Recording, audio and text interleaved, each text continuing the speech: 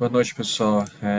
Eu tô gravando aqui meio que de forma tardia, porque eu gostaria de ter feito esse final de semana. Na verdade, eu gravei um vídeo ontem de meia hora, só que por algum motivo meu microfone decidiu ter um surto psicótico, e quando eu gravei o vídeo e fiz o upload, eu vi que não tinha mais áudio. Enfim, artes do ofício. O problema já foi corrigido. Enfim, como vocês já podem perceber, a gente segue tendo, né, nebulosidade no sul do Brasil, principalmente no Rio Grande do Sul. A gente continua tendo tempestades nessa sequência de dias de instabilidade, que sinceramente parece mais um período mais para a primavera, o padrão pelo menos que a gente tem o desenrolar no momento, do que um padrão de inverno. Tem várias coisas que a gente vai tentar discutir hoje de forma meio branda, mas enfim. Voltando um pouco para o passado, a gente começou, né, tendo algum tempo severo, né, no Uruguai, principalmente na sexta-feira teve um espetáculo de neve, né, que era mais granizo do que na verdade neve mesmo. E isso foi o começo, porque a gente tá com um padrão assim que está sustentando essas ocorrências de tempo severo, de certa forma modestos, mas ainda são significativos, porque qualquer forma de tempo severo que atinja alguma zona urbana vai causar algum transtorno. Mas tudo começou aqui, na verdade, no dia 14, e eu vou utilizar as análises do GFS do site do Bruno Zanetti, que é um amigo meu que está aqui em Oklahoma também, é brasileiro, fundador da Prevots, na verdade. Então, a ideia da Prevots nasceu dele, de um outro amigo nosso, que é o Guilherme. Entrei mais tarde. Mas, enfim, foi na sexta-feira, a gente tinha um 250 HPA, que é mais ou menos uns 12 km de altura. Começou a ter um padrão que agora não dá para ver muito bem aqui, mas enfim, tem um cavado situado aqui mais ou menos na costa do Chile e começa a ter um deslocamento desse ramo do jato aqui, que é a combinação do jato polar com o jato subtropical. E a gente começa a ter justamente na sexta-feira, a gente teve o posicionamento de uma zona de difluência dos ventos aqui no centro do Uruguai. E quando você tem essa difluência, você tem que mais ou menos no setor que é a saída à direita, no hemisfério sul, você tem levantamento, um regime que o jato é meio que reto. Claro que se tem alguma curvatura, a própria curvatura também contribui para a ascensão. Mas esse padrão em si auxiliou, né, em níveis altos já colocou um certo levantamento sinótico sobre o Uruguai principalmente. E se a gente analisar em 500 HPA, vocês vão poder observar a famosa onda curta que a gente vê em níveis médios, que é a propagação de uma perturbação de menor amplitude, que é justamente essa perturbação aqui no campo de temperatura, que são essas linhas tracejadas em azul, e tem o máximo do jato 500 HPA também. Então aqui a gente tem uma concentração, né, não só da advecção diferencial de ar frio, mas também a gente tem o máximo de momento horizontal, que é esse máximo da corrente de jato 500 HPA. A gente tem esses núcleos de vorticidade ciclônica, que são, na verdade, a vorticidade em si também é um fator que gera ascensão em escala sinótica, porque a vorticidade, na teoria quase geostrófica, que é uma equação bem complicada, uma equação ômega, tem duas formas de gerar levantamento, uma pela advecção de temperatura, no caso de advecção quente, que acontece na camada mais baixa da atmosfera, ou pela advecção diferencial de vorticidade, que é a vorticidade, no caso ciclônica, aumentando com a altura. Você tem mais vorticidade tipo em 500 HPA, que é 6 km, do que em níveis mais baixos. Enfim, então esse aqui já produziu mais, né, levantamento em escala sinótica sobre a região. E no Uruguai mesmo, que tendo um escoamento intenso, né, do jato de baixos níveis aqui, também tinha um escoamento de oeste, vindo aqui do interior da Argentina. Não tinha uma água com alta concentração de água precipitável, menos em níveis de 700 HPA, com menos 3 km. Mas ainda assim dá para ver que aqui tem uma zona de confluência, tem uma frente fria mais ou menos aqui ao sul. E mesmo não tendo grande concentração de vapor da água, a gente teria também a advecção quente acontecendo justamente na baixa atmosfera, aqui dá para ver bem, que é o Tetae, O ΔE é a temperatura potencial equivalente, ela é proporcional justamente à temperatura do ar, né? E a concentração de vapor da água, porque esse vapor pode virar condensação e liberar calor latente, que deixa a parcela mais quente. Então, quanto mais vapor tu tem, maior o potencial para tu liberar calor latente e aquecer, né, o ar. A gente consegue ver aqui o jato descendo aqui com tudo. Tem essa frente estacionária aqui. Vem de uma zona de confluência aqui ao longo de uma frente fria. Está quase estacionário. E, enfim, tá com a advecção quente, mais um longo da curta 500 HPA, saída do jato em 250, bastante ascensão em escala sinótica, desde que tenha alguma energia termodinâmica suficiente para virar convecção. A gente vai ver depois. A gente tem já um ingredientes, uma condição sinótica, né, assim, larga escala para sustentar a convecção intensa. Né. Outra coisa curiosa aqui é justamente, né, a gente tem algo clássico da América do Sul, que é abaixo do noroeste argentino, que acontece justamente ao soltamento dos Andes por causa da, né, conservação de vorticidade potencial. Você tem mais vorticidade, você tem contração da coluna de ar aqui quando ela está subindo os Andes, que vem o escoamento de oeste aqui. Aí você diminui a velocidade potencial, mas quando você desce, você estica e você aumenta a velocidade potencial, no caso ciclônica, né, ao soltar vento. E isso gera também ascensão, e além de que, é claro, você tem a advecção quente, né, acontecendo aqui, que faz com que a altura já potencial na baixa troposfera, que é proporcional à temperatura e está associado com a presença de ar menos denso, forma essa área de baixa pressão ali. E dá para ver bem, né, que tem essa baixa aqui, tem um cavado estendendo-se até o Uruguai. E existe uma confluência dos ventos aqui, tanto que também aqui dá para ver uma frente fria mais ou menos associada, certo, a um ciclone no oceano. Então a gente tem, né, o fator sinótico e, é claro, a gente também tem, né, o fato que a gente tinha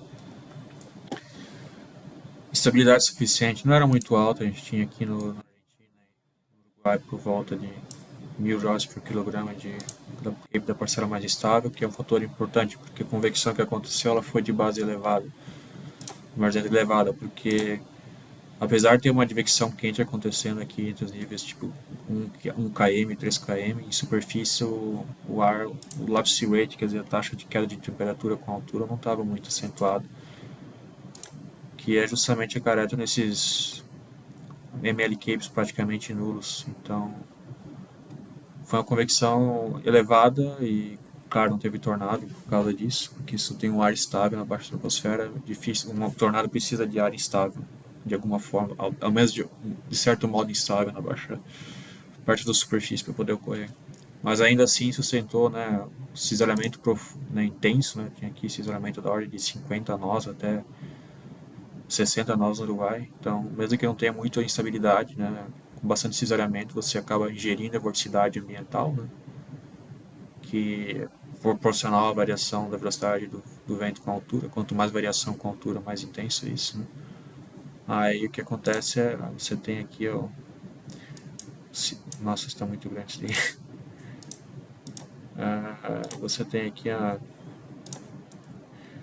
o vento aumentando com a altura. Aí você gera um giro, velocidade ambiental. Aí você pode imaginar em 3 dimensões, aqui tem uma tempestade. Aí está aqui deixa eu só pensar se tá certo. Tá aqui o giro. Esse aqui buga um pouco a cabeça que eu tô no hemisfério norte, mas enfim. Aí vem aqui a tempestade e torce na vertical. Ficou um belo desenho, mas enfim. E essa vorticidade que a gente tem na vertical faz com que a gente tenha o famoso mesociclone que dá origem à supercélula. E a própria vorticidade em si intensifica a corrente ascendente. Eu não vou entrar. Algum dia eu vou fazer uma aula sobre isso, mas enfim. E depois de sexta-feira, no sábado, a gente teve um caso bem pitoresco. Até, né, a gente estava analisando os danos, né, que foi lá em São Luís Gonzaga, no Rio Grande do Sul. Um dia eu fiz a previsão até. E era um ambiente um pouco parecido com o que aconteceu no Uruguai, na verdade. Mas se eu analisar aqui, eu tenho a imagem do radar de Santiago, que eu mesmo acompanhei a tempestade. E foi essa tempestade que veio da Argentina e era uma tempestade que estava se movendo para sudoeste, era uma right mover que a gente chama. Na verdade era uma supercell, só que ela era anticiclone. Óbvio que não dá para ver aqui a rotação, né? Que o primeiro campo aqui é refletividade, que todo mundo conhece. E esse aqui é velocidade radial. E contornos verdes quer dizer velocidade em direção ao radar. Então acompanhe o deslocamento da tempestade que estava indo em direção ao sudoeste e o radar de Santiago está mais ou menos ao sul. Aí outra coisa aqui é o ecotops, que é o topo do eco, né, que é a altura de um valor fixo de refletividade, no caso 18 dBz. Quanto mais alto é o ecotops, mais intenso e ascendente, que consegue, né, elevar e suspender hidrometeoros de, né, níveis bem mais altos.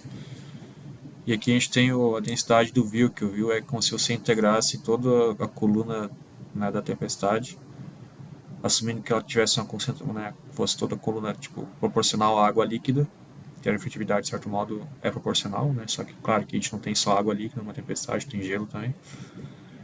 E quanto maior essa água líquida, né, assim, né, vamos dizer assim, efetivo, né, vamos dizer assim, não é efetiva, mas essa noção de concentração, conteúdo de água líquida na tempestade, quer dizer, de massa na tempestade, maior vai ser o teu view, que é a água líquida integrada verticalmente.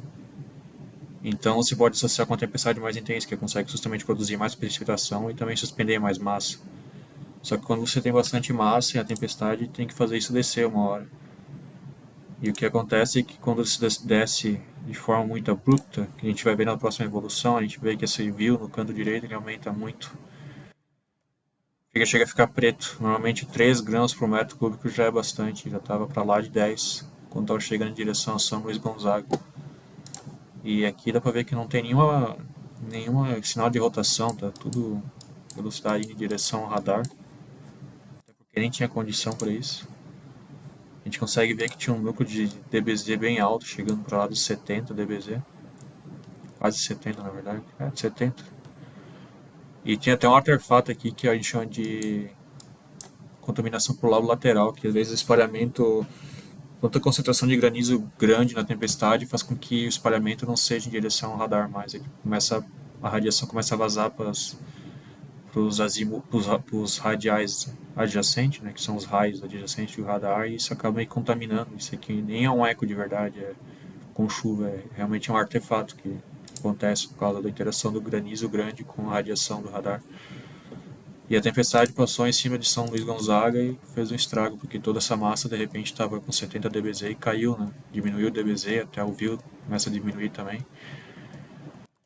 E despejou granizo e água, né? E isso acabou causando uma explosão lá em São Luís Gonzaga até. Mostrar aqui um pouco dos danos que o pessoal, Murilo lá da Universidade de Santa Maria, o Maurício, que são os amigos, né? Foi onde que eu fiz o meu mestrado. Teve danos significativos, né? Existia até uma suspeita de tornado, mas às vezes uma microexplosão pode causar danos tão intensos como um tornado, F1. Tive uma devastação, mas se você analisar, parece que foi tudo varrido. Clássico, como se tivesse empurrado o vento, tudo jogado para um lado só. Se fosse um tornado, a gente teria uma convergência, tipo danos assim. Mas não, foi tudo meio que um padrão unidirecional. E foi uma tempestade supercelular ciclônica, né? Que ela estava rodando no sentido oposto. Tanto que aqui na sondagem que a gente tem do dia ali perto do modelo da Prevox, né, que eu rodo por minha conta. Aqui nessa camada aqui do audógrafo de 0 a 3 tem um giro horário, que no hemisfério sul é para vorticidade anticiclônica. Enquanto que aqui na camada de 0 a 500 metros está um giro, né? Não, perdão, aqui é hora. Bugou minha cabeça agora. Mas enfim, está no giro no sentido oposto. E a tempestade está justamente se movendo para o sudoeste, acompanhando aqui a bolinha azul. Então lá era uma tempestade anticiclônica e não tinha como ela conseguir ingerir vorticidade ciclônica aqui nessa camada. E nem tinha muito Cape, se você analisar o perfil de Cape é bem magrinho, né? Não dava 1000 de Cape. Normalmente aqui estava bem estável, perto da superfície. Claro que é um modelo, né? Não é perfeito, mas é o que a gente tem de melhor. E o Emery Cape bem fraco, 469, bastante sim. Então não tinha como eu quase levar parcial de superfície, a não ser que tivesse um mesociclone muito intenso para gerar uma perturbação de pressão muito forte, mas não era o caso. Mas mesmo assim, teve esse transporte descendente intenso em direção à superfície, causou um estrago. Né? E analisando um pouco o contexto sinótico, novamente, para não perder a tradição, no dia 15, tinha passado por um cavalo de onda curta, e a gente tinha aqui justamente a entrada equatorial do jato, e aqui também é uma região de ascensão, né? Na entrada é à esquerda, no hemisfério sul, ascensão, situado sobre o sul do Rio Grande do Sul. Aí, se vocês vão analisar aqui em 500 HPA, foi um pouco mais à noite, né? Então, vê aqui que tem uma pequena perturbação de baixa amplitude aqui. Perfil de vento, então, provavelmente algum cavalo de onda curta passando, meio escoamento, né? Quase zonal. Um pouco de vorticidade, justamente, causando um pouco de ascensão. Não tão forte que nem aconteceu no Uruguai, claro. Mas ainda assim, né, no caso, nesse dia a gente tinha mais, né, escoamento de umidade no transporte precipitável em 700 HPA de versão quente acontecendo aqui. Tinha uma frente quase praticamente estacionada aqui no sul do Rio Grande do Sul, né, então ar quente meio que atingindo essa frente aqui, já forçado a subir também. E por último, claro, em 150 HPA dá para ver melhor, né, a advecção quente acontecendo aqui. O ar quente aqui, tanto que o escoamento não era tão intenso aqui em 700 em 850 HPA, mas dá pra ver ainda a frente estacionária mais ou menos aqui assim. E se a gente analisar em superfície, tipo, a gente vai ver aquele cavalo de novo. Tá menos profundo que no dia anterior, mas dá pra ver ele se estendendo aqui pelo Rio Grande do Sul. Tem maior confluência aqui. Frente fria mais ou menos aqui assim. Um pouco mais difuso em superfície. Não é um sistema mais sombaroclínico. Mas se for analisar o ML Cape novamente, né? Aqui até o Mu Cape, tá quase zero, porque o GFS ele é ruim. Ruim para termodinâmica, porque é alguma coisa que eles fizeram nas atualizações recentes, mas enfim, dá para ter uma noção que tem uma área ampla de cinzeramento. Na verdade, eu até tenho o WRF do dia aqui, salvo. Acho que ele é mais, tá bem mais realista, vamos dizer assim, né? Com um ambiente de tempestade severa aqui. Olhando no Cape, dá para ver aqui justamente que a gente tinha bom Cape com por volta de 500 a 1000 joules por quilograma aqui no oeste do Rio Grande do Sul, a advecção quente. E tendo bastante cinzeramento, vocês podem ver que aqui as autógrafas são sobrepostas, é um mapa que eu criei mesmo, inspirado num colega aqui dos Estados Unidos, bem alongados, então tendo estabilidade suficiente, tendo bastante cinzeramento, acontece essas coisas, é típico do inverno. Enfim, agora, ontem eu queria ter feito um vídeo sobre ontem fiz a previsão também, não aconteceu muita coisa, felizmente. Mas hoje continua, né, a convecção correndo ali no Rio Grande do Sul, porque a frente fria não consegue subir, porque está o cavalo quase estacionado. Não tem. Não, é um padrão, esse é padrão anômalo que fica esse cavalo estacionado aqui sobre o. Vou pegar, acho que eu vou pegar o próprio. Eu vou pegar o erro de 12, que é mais. A gente vê esse padrão aqui que tem esse. Fica uma baixa meio que desprendida aqui, né? E tem uma crista aqui no, no meio do Pacífico, bem amplificado. Até tem uns comentários no meio, né, que a crista aqui é dividida. E tem esses máximos aqui, né, vindo ao longo desse cavado aqui. Tem umas perturbações aqui de níveis médios passando aqui nos Andes. Perturbações até do jato subtropical, na verdade, o jato polar está bem mais ao sul. Aqui é mais o jato subtropical, um padrão que a gente esperaria de se ver mais na primavera, uma coisa que até discuti hoje com o Zanetti. Até, acho que eu vou colocar o link do vídeo dele, né, que ele fala melhor disso. Ele tem uma visão mais ampla. E passa uma onda curta essa noite, aqui, no RS novamente. Deixa eu mudar a cor aqui, colocar um vermelho, eu acho que fica melhor. Passa uma onda curta, na verdade já tá passando ainda, né, o que tá acontecendo agora, tem convecção agora, né, praticamente por causa disso. E acho que eu vou mudar aqui, que eu tinha feito ontem, tentar pegar 00Z está passando essa onda curta aqui, o máximo aqui, tem levantamento, e essa escavada aqui está tentando amplificar, né, e segue essa crista aqui vigorosa, enquanto que o bloqueio que estava impedindo que, né, as perturbações subissem, né, no Brasil, finalmente saiu daqui pro litoral, né. Então essa configuração vai continuar favorecendo passar essas perturbações de onda curta, né, enquanto não vier uma massa de ar forte, né, nos próximos dias. Amanhã o que acontece é que justamente continua ali o cavalo de inclinação positiva aqui. Tem até uma onda curta vindo aqui, é bom prestar atenção, né? Tem até um máximo do jato aqui. E tem um buscamento do jato subtropical aqui meio que perdido ao norte. Isso, normalmente o jato subtropical não é tão baroclínico, não tem tanta forçante que nem o jato polar mais ao sul, mas enfim, continua, dá pra ver mais o máximo do jato aqui, né? 500 HPA, justamente sobre o sul do Rio Grande do Sul e Uruguai, passando. E se até nós vamos ver que 300 HPA não está tão caracterizado uma região de entrada ou saída do jato. Mas... enfim, 850 continua, né, tendo algum levantamento, uma forma de levantamento de massa, né, tem que bem ar quente, né, no interior da Amazônia, e continua a advecção quente acontecendo aqui no sul do Rio Grande do Sul, né, então transpondo calor de umidade. E se a gente analisar em superfície, vai poder ver que tem o mapa do Pivolta não é muito bom para isso, mas dá para ver que tem a baixa aqui de 999 HPA no noroeste argentino e sul da Bolívia.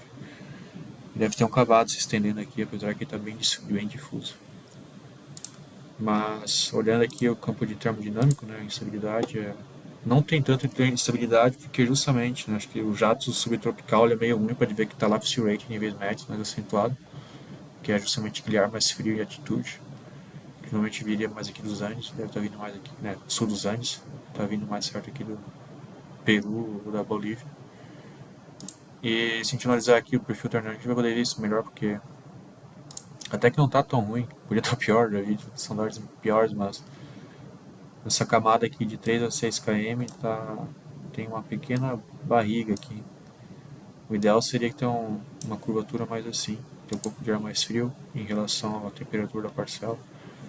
Mas justamente se analisar aqui de 3 a 6 km está até 6,9, mas o problema é porque tem essa barriga aqui que a gente não está levando em consideração no meio da camada. As autógrafos não estão tão ruins, pelo menos para ter alguma organização de convecção. Tá bom para granizo, na verdade, eu acho que é o que vai acabar acontecendo. E não tem muita energia termodinâmica, mas normalmente tendo bastante cisalhamento para ter convecção, tá valendo já. E isso é para amanhã. Indo para quarta-feira, vou olhar de novo aqui em 300 HPA. Passa uma cavada aqui, mas continua meio que essa baixa aqui desprendida e tem mais esse cavado aqui com jato subtropical contornando aqui ele. E aqui tem uma confluência dos dois ramos. Mas talvez a gente consiga ver alguma coisa em 500 HPA novamente. Já não tem algo tão definido, né? Tem uma perturbação mais ao sul aqui.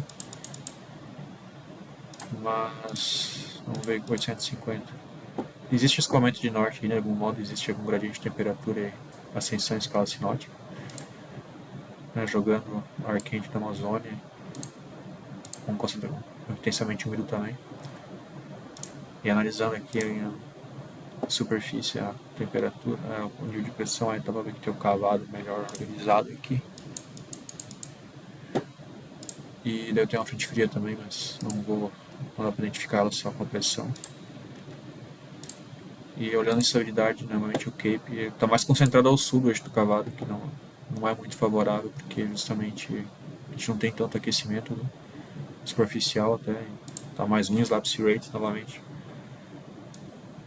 Aqui dá para ver que não tem muita área, tem até o ML Cape, mas apesar que está bem úmido, isso aqui é uma coisa boa até, porque isso aqui quer dizer que o entranhamento de ar seco não vai ser muito grande, mas aqui para cima já começa a complicar. Então a convecção fica um pouco duvidosa novamente, no caso. Olhando aqui para a Argentina, não está muito melhor não. Vamos analisar aqui para quinta-feira.